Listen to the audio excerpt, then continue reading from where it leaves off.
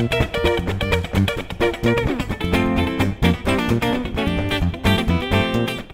guys, and welcome back to another episode of Jermaine Morgan TV. Today I'm joined by none other than Mr. Kerry, Too Smooth. Man, glad to be here. Marshall. We're going to do some jamming on this guitar, and we're going to talk about the relationship between the guitar and the bass. So stay tuned.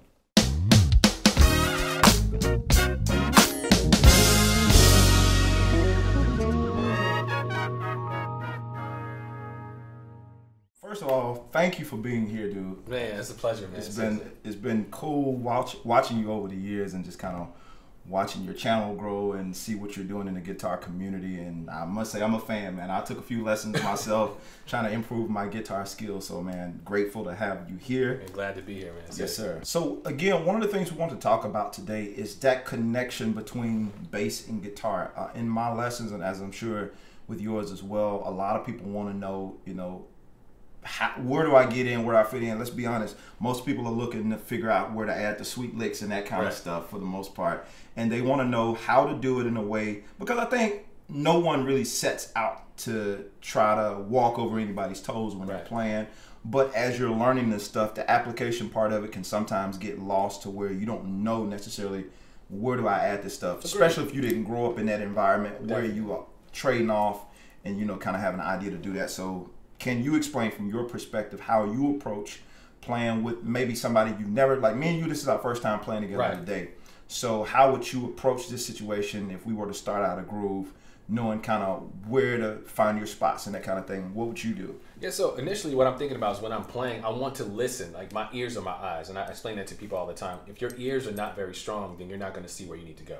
So I need to listen. If you're establishing a groove, or if I'm establishing a groove, I still want to listen to what you're playing, because it's going to allow me to say, like, when I can pick my spots. If I want to, double a line that you're doing, that could be something that's really solid. And then while I'm doubling that line, I'm kind of counting the spaces, like, okay, 1, 2, 3. Nothing happened right there in that little small window. So I maybe know the next couple passes go around, hey, just throw a little something out there, but not enough that's going to clog up the space, because you want it to still be fluid. So I'm always listening for those kind of spaces.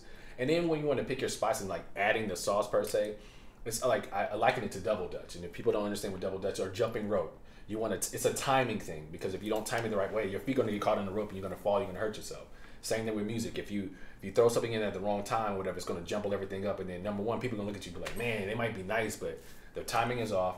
They don't know when to add certain things, or they're just doing too much and they don't leave any space for anybody else to kind of get in. So with music, you have to, it's a relationship. It's like a song and dance. You really have to allow the next person to jump in as well, because if you're always clogging the space, they're going to feel like, man, I really don't want to play with that person, because as a musician, we all want to get off and, like, have pick our spots, but it's all about just the sensitivity of understanding placement.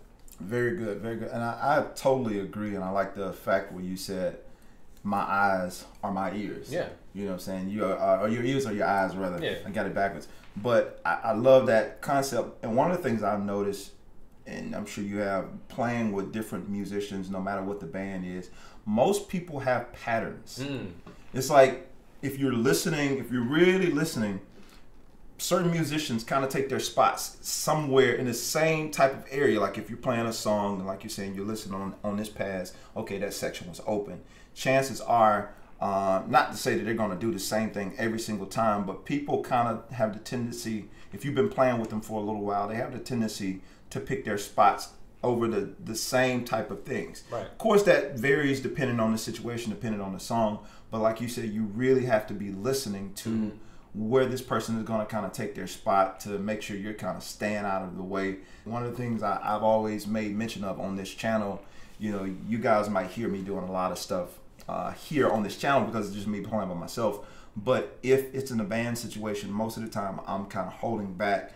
Not necessarily holding back, but I'm sitting and listening to what's going on in the entire situation, because I don't want to, get on the keyboard player's toes, get on the guitar player's toes. I want to listen to what's happening and just kind of really build around what they're doing instead of just talking over them in a sense. Right. To piggyback off what you were saying, it's really important. This is one of the things I learned early in my career. I would just play for the sake of playing. There was no discipline.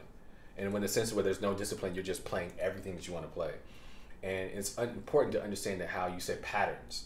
Patterns are the primary root for most music that we listen to nowadays. If you listen to the bass player, or you listen to the guitar player in records, there are patterns. Without those patterns, then you kind of don't know where to go. Right. And so early in my career, I was literally all over the place. Like if I felt it, I was just gonna try, just do whatever, and nobody could really figure out what I was doing, so they didn't know like where to place anything that I was doing. So it's really important, like you said, to establish and understand as a guitarist, or specifically since I'm playing guitar, to understand about the importance of patterns. Like if you're gonna stick with that movement, like stay with that enough times so that way like we understand what that's going to be, so we know where we can place it. And then when I'm hearing the lick, like finding those patterns, because those patterns are going to make the music lock a whole lot more versus just kind of being so, you don't want a soup sandwich, you know what I'm saying? Stuff just running everywhere, you can't really enjoy it. So yeah, it's really important. I'm trying to think, is there something, I know people are like, well, that sounds good, but can you demonstrate what you mean? So if we were to play a simple, you know, you was doing this thing earlier, maybe let's go G major. Okay. Just like a smooth, like, you know.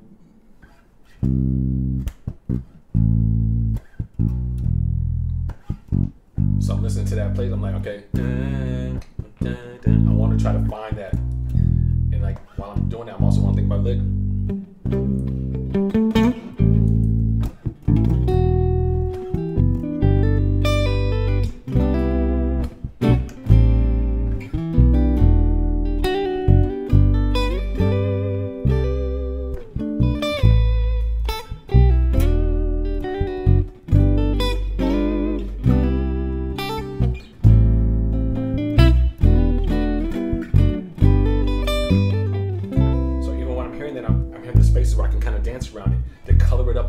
Clog up this space. Yeah.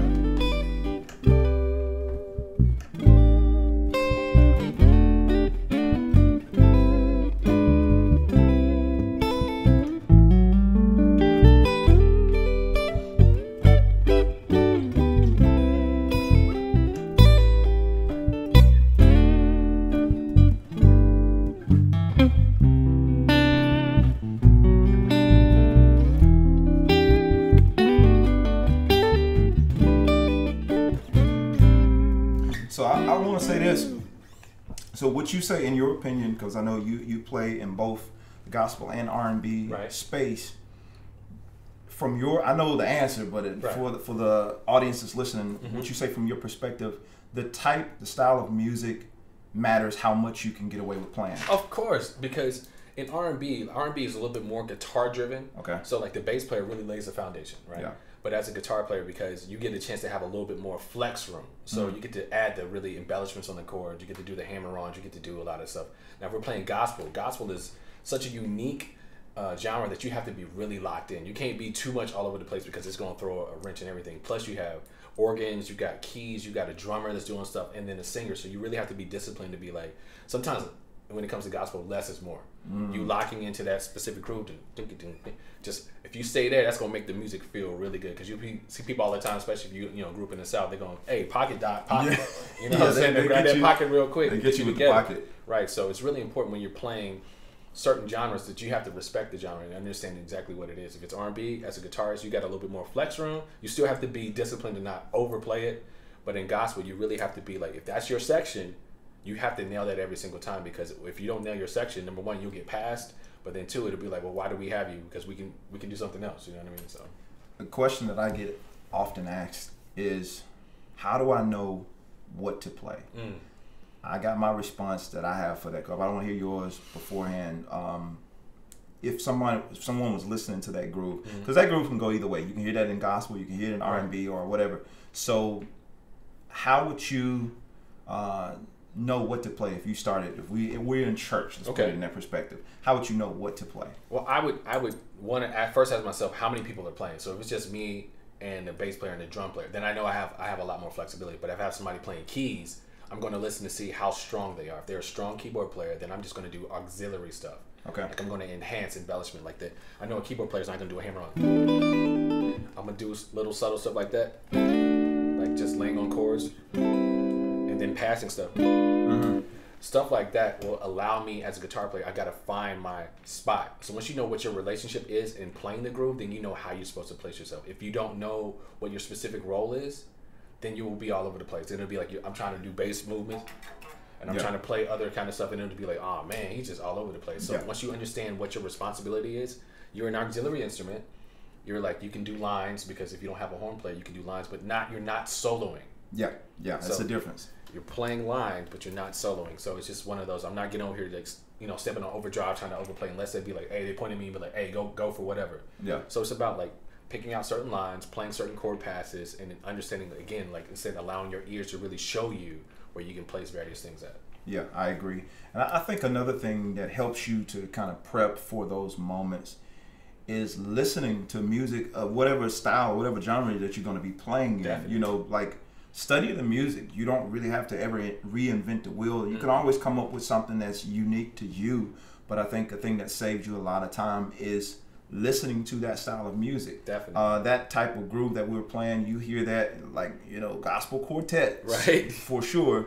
You hear that kind of thing. And if you listen to enough of that music, you start to kind of get application, sure, if you will, because you can get on YouTube or somewhere and learn licks or learn all these different things, but you don't necessarily always get the context as to how this stuff falls. Definitely. And one of the things I tell some of my students, well, if you listen to this record, like transcribe or pull this record apart, you'll get the lick and you'll get the application as to where they put it. So now in the groove, it's like, makes a lot more sense. I don't know what feel that I should do. What did the guy do on the record? Right. And so from that, you start kind of, okay, if this worked over here, maybe I can put it over here. Exactly. And it works that kind of way as well. And I think, like you're saying, based on the genre, you kind of like for me as a bass player, if I was going to play this in a more R&B type setting, I know I don't have a lot of wiggle room. Right. It's like pocket. That's it. Don't give me all that extra stuff. Right.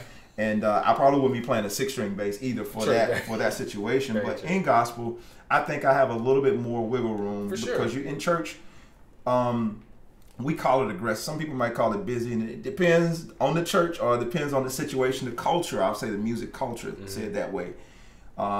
Some people want you to be a little bit more aggressive. We'll play this groove again, and I'll show you like just the normal way of playing it, and then I'll show you. I've been in situations where they want, all right, can you be a little bit more aggressive? Stretch out a little bit. Stretch out a little bit, but still keep the groove. Exactly. So let's try to demonstrate that a little. And I'll play it straight, and then I'll kind of stretch a little bit more. Okay.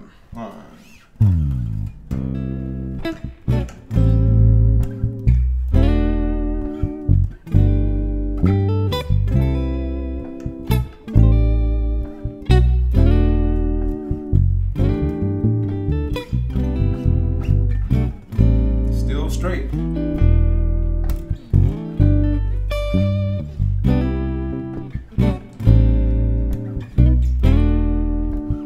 Maybe a little bit more aggressive.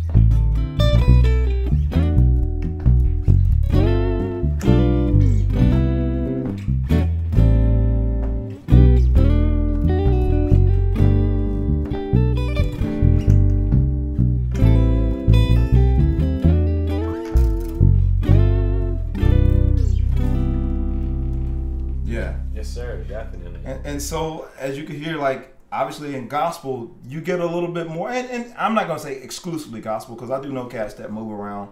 Damo is a great example of somebody who's learned he's not the only one, but one of the people that come to mind for me, Damo Farmer, the ins and outs of how to get around a groove and still be right there in the pocket, And you can do it in both if you kind of learn the art of how to do it. And I think that, again, comes from pulling records apart, really understanding what they're doing, because when you pull these records apart, in my opinion, you add a lot of this stuff to your vocabulary. And you just, over time, that's what I've done. I've listened to different players, I pull different things, and listening to the whole band. I don't always just listen to the bass part of a record. Very true. I'm listening to the guitar part, I'm listening to the keyboard part, even with chord substitution stuff as a bassist. Listen to keyboard players, certain notes that they use, certain lead-in notes and that kind of stuff. I started adding that to my bass lines and it helped me to learn like better ways to move around and that kind of thing. So yeah, for me, most people know I play the guitar as well, but my guitar playing improved so much when I started really understanding bass. Yeah. Understanding how the root moves. Now, for you, is that something you lean heavily on, like with the leaning on the root, or? Oh, yeah. So especially when because I teach the number system, so understanding what the roots are, so we know when somebody's calling out the numbers, specifically in church or whatever kind of genre. So I need to know the roots, and also you were saying about the keyboard players. Like really understand how I expanded my chord vocabulary was sitting with a lot of keyboard players and organists and really understanding like, okay, I used to play like some super basic like C major chords. Like, no, we can play major sevens. Yeah. We can extend, various chords, so that we're playing a minor. Like just adding those warmths and textures. I'm like, how do we do all that? I would have never understood that had not, sitting with keyboard players and understand, because they voice a lot of things different, especially when you're in church and you got a pad. You got to hold stuff. I'm like, how are they getting these voicings? Yeah. So I listen to a lot of keyboard players, and I listen to the bass players too. Specifically, if I'm like sitting in with somebody and I need to know where the groove is going to go, I know the bass player is going to kind of like show me a lot better than the keyboard player. The keyboard player will give me like the voicings. The bass player will like lead me down the path where I need to go on this map, so I know exactly where I'm going. And that really helped me, because I used to, with guitar back early in the day, it's like it was one of those instruments that I could kind of, back in the day again, I could kind of hide, right, fake it. You know what I'm saying? You can kind of pluck around, as long as you add a couple of sweet things here and there. But once I really start honing in on what the root, it's like I can double up on sometimes with my lines of what the bass is doing. Like if we did that, yeah. I'm an A flat to that little kind of stuff like that right there.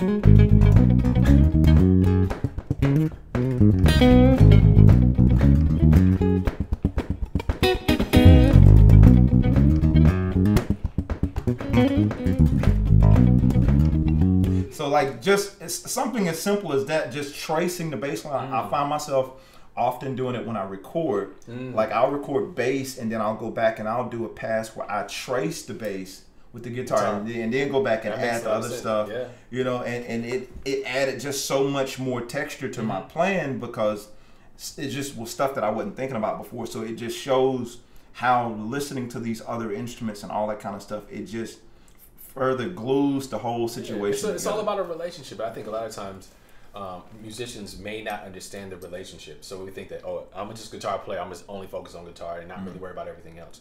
The more, like you said, you can just listen to other genres and respect what other musicians are doing, like bass players, keys, drum, even the drums, the rhythm from the drums. There's a lot of times I hear drummers playing and I can find that rhythm and just double up with their patterns, what they're doing. It'll just make it lock a whole lot more. So it's really important to understand the relationships that each musician has, and to really glean, not just focus on specifically on your instrument. I mean, that's really important, but also to see what they're doing, because it's really going to enhance you as a musician. It definitely enhances it. In a live situation, it enhances the moment. I listen to different bands and that kind of thing oftentimes, and I hear so many moments missed.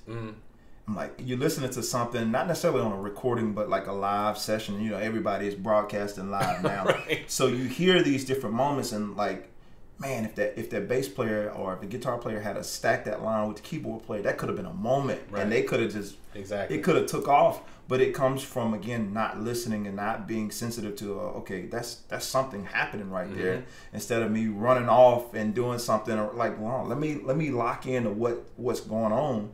It's been many times that I played in different bands and we did just that very thing. It's like it wasn't part of the song, but maybe the guitar player or somebody start playing a really nice line. You gotta we grab that moment and it take off, and we stay there for like 4 or 5 minutes on that same little line. So just being really in tune with the moment, and I think listening, I don't think we're gonna say that enough on this episode, but listening to me is so much key for really having a great gel, really having a great vibe, and really having that cohesive relationship between the bass and the guitar, in my opinion. Is there any thoughts you have or any questions you have, I guess, concerning from the bass perspective?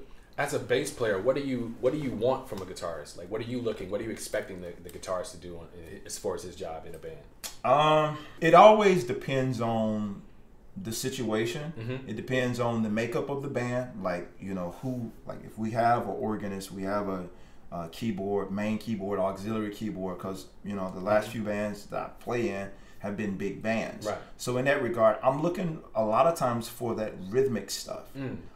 Because if we have a band and you got, you know, the keyboards playing chords, the organist is playing chords, it's like, you can play chords, but depending on the song, that might not necessarily... redundant. Yeah, it's like you just stack it on top of... You know, we got a lot of chords. Give me something else to kind of spread it out. And I'm always looking... Just say, let's dumb it down to if we had a 4-piece band. I'm always looking for each member of the band to make it sound bigger. So in that, everybody find a part. What's missing? So like you were saying earlier... If there's not an auxiliary player there, and just say if it's a 4-piece, like most churches are, where they have, you know, guitar, bass, drums, and keyboard. So if you have that setup and the keyboard player is holding down the foundation with the chords, we're finding some rhythmic stuff and some color stuff that you can put around it, even with the different types of sounds that you use to thicken it up, to make it feel a lot bigger than what it is. So it sounds like there's 7, 8 people on the stage. So I look for a guitar player who's number one, versatile, who can play many roles. So if we need to shift on this song, you can play more chords and be more full, but just someone who's listening and knows what the song needs and is able to kind of switch hats for whatever that need of that song is, because we might switch in the middle of the song. That's true. You know what I'm saying? And we just need you to just kind of hold down chords. If the keyboard player goes to aux for some special part, maybe you just need to hold down the chords and rhythm for that section. So it really, for me, I guess I'm just looking for, when I'm putting a band together, that kind of thing, I'm looking for a competent guitarist that knows exactly what to do in the moment. For me personally. That makes a lot of sense. And then also too, understanding, like, hearing that as a guitarist, you know, like a lot of bass players, not just bass players, but music directors or people who in general who are putting bands together, that's what they're looking for. And so as a guitarist, it just kind of helps you to know, like, okay, now I know what my role is, now I know what's expected, so I know what to do, what to focus on, what to work on. So that's one thing I try to teach my students all the time. You want to be fluid, you want to be versatile, you want to make sure that you ask the questions so that you already know what the expectation is, so once you get there on the ground, you know how to deliver. Absolutely. I completely agree. So one last thing, man, we've been on here, and I'm gonna have to get you back, because it's like way too much information to try to cram into this one get together. But if you had, and I know you had a lot of success in your career, and musicians, most of us hate name dropping and that kind of thing, so I'm not gonna put you on the spot, but just tell us a couple of people that you kind of currently or recently have been working with. Got you. So, like, I've been very blessed and very fortunate. I got a chance to, like I said, work with Tyrese, work with Lettucey, I've worked with Kiana Lede, I've worked with Melanie Fiona, I've worked with Tori Kelly, I've worked with the Black Eyed Peas, I've worked with... basically everybody. I've just been very fortunate. And for the reason that you were saying before, the expectation. I was very versatile, understanding how to listen, know what my role is, and then be very good at it. And the one thing that I've learned about if you want to be successful in the music industry, it's about networking. Just like how we're working now, like, you know, like we've known of each other for a long time, but the fact that we got connected, but like, you know, it doesn't matter if you got to go out to do whatever. Networking is the biggest currency that I think a lot of musicians forego. Also hanging out, you got to go support other people so they can support you. Like, I got so many gigs and so many calls from just hanging out, being in the crowd, going to support somebody else. They're like, yo, what you doing next week? Man, whatever you need me to do. Oh, we need you to fly to such and such. But that comes from you supporting other people. So never forsake the art of networking, because a lot of us are killing, but we don't know the other necessary tools that you got to have, the people skills that you need to have in order to get connected. So that's good. Networking is probably the biggest currency. And I tell people a lot of times that they just forsake because they don't know about it. Yeah, that's really good. I like that, because I don't think I've had anybody to say it here, but networking is the biggest currency. Write that down. Networking I mean, because you just never know how things will. I'm in some situations right now from just relationships. You get to walk in certain situations simply because of a good relationship, having a good attitude, being a great person, and just the follow-ups. Exactly. Texting somebody, not necessarily looking for something. Hey man, how's it going? How you doing? Exactly. And all of a sudden you're back on this person's radar, and it's like, hey, I need some guitar or something. Track. You know what I'm saying? I'm about to send a track to you. I've gotten so much work over the years simply by just it was no motive on my part. I was like you know, not trying to do anything. It's like literally, hey man, how's it going?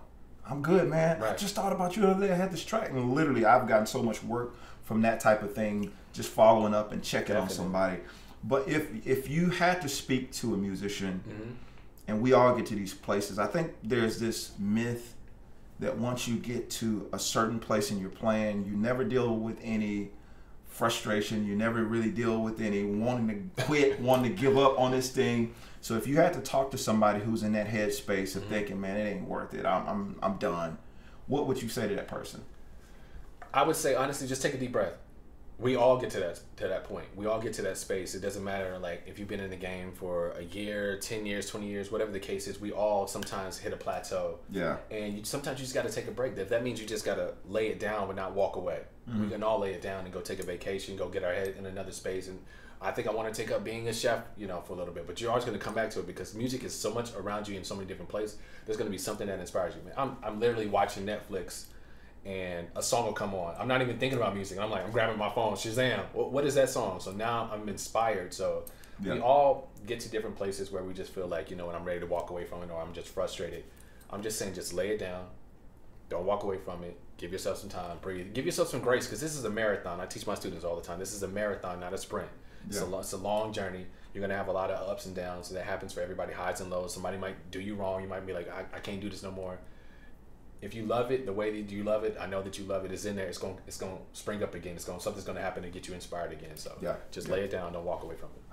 I agree. And just to piggyback off of what he's saying, it is, you know, it's a longer marathon. It's not like we look at this thing and we look at our favorite players and we look at these people, but the reality of it is people aren't where they are today. It's not where they always been.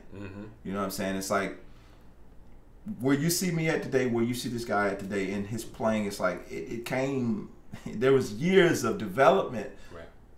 Not on screen that people don't see at all. There's years of development that went into this thing. There's years of being disappointed. There's a lot of rejections that happen. There are a lot of people who say they're going to follow up and call you. They don't call you. One of the common things that I've seen is people not getting called for certain gigs in their local area and that kind of thing. Man, what do I do? Because I'm not getting called for certain situations. It's like, well, sometimes people do have their favorites that they want to call, but one of the things that I've learned in my entrepreneurial journey, if you can't find the set of circumstances that you're looking for, then you should create it. Definitely. If you can't find the situation you're looking for, because what happens is as you start to create your own situation, you attract the people to you that you actually want. They start looking at your productivity because most of the times, to add to what you said earlier about what I'm looking for, it's like you're looking for people who produce, right? Not necessarily produce a record and that kind of thing, but I want someone who produces results.